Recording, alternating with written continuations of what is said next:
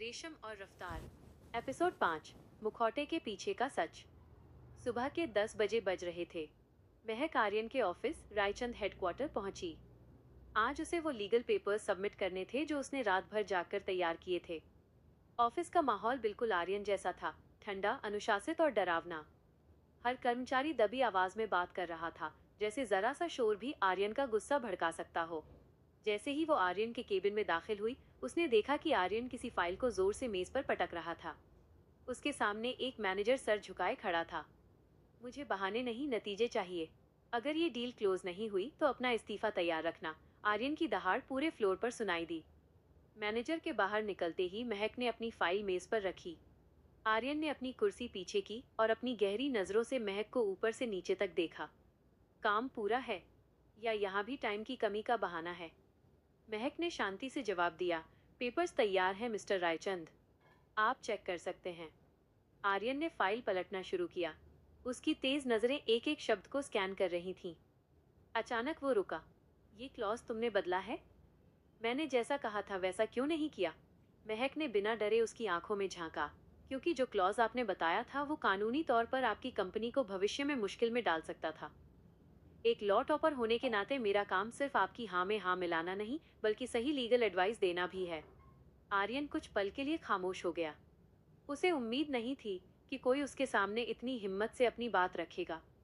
उसने फाइल बंद की और हल्के से सिर हिलाया। शाम को विला समय पर पहुंच जाना। ईशान ने जिद की है कि वो आज तुम्हारे साथ पढ़ाई के बाद गार्डन में खेलेगा। शाम को जब महक ऑफिस के बाद विला पहुंची तो ईशान गार्डन में फुटबॉल लेकर खड़ा था। महक ने अपना बैग रखा और ईशान के साथ खेलने लगी। विला की दीवारों ने बरसों बाद ऐसी हंसी सुनी थी। आर्यन अपनी बालकनी से खड़ा होकर उन्हें देख रहा था। उसके हाथ में शराब का गिलास था, पर उसकी नजरें सिर्फ महक पर टिकी थीं, वो लड़की जो उसके घर के सन्नाटे को धीरे धीरे खत्म कर रही थी। तभी ईशान की बॉल झाड़ियों में चली गई। जब महक उसे उठाने गई तो उसकी नजर एक पुराने धूल भरे स्टोर रूम की खिड़की पर पड़ी। वहां एक फटी हुई तस्वीर फ्रेम में टंगी थी। उसमें एक नौजवान लड़का मुस्कुरा रहा था और उसके गले में गोल्ड मेडल था। वो लड़का बिल्कुल आर्यन जैसा दिख रहा था, पर उसकी आंखों में आज वाली कड़वाहट नहीं बल्कि एक अलग ही चमक थी। क्या देख रही हो? अचानक पीछे से आर्यन की ठंडी आवाज आई। महक बुरी तरह चौंक गई। आप पहले ऐसे दिखते थे। महक ने उस पुरानी तस्वीर की तरफ इशारा किया। इतने खुश? आर्यन के चेहरे पर एक काला साया छा गया। उसकी मुट्ठियां भिंच गईं और आवाज पत्थर जैसी सख्त हो गई। कुछ चीजें वक्त के साथ मर जाती हैं मिस महक। उस तस्वीर के बारे में सोचना बंद करो और अपनी हद में रहो। वो गुस्से में वहां से मुड़ा। तभी महक के फोन पर उसी अनजान नंबर से कॉल आया।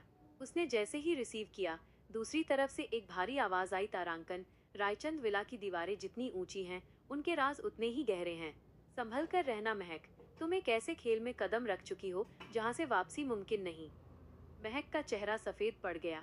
उसने आर्यन की तरफ देखा, जो अंधेरे में उछल हो रहा था।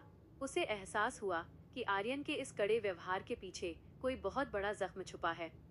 वह अनजान कॉलर कौन है? आर्यन की उस पुरानी मुस्कुराहट को किसने छीना? और क्या महक इस विला के खतरनाक राज से खुद को बचा पाएगी?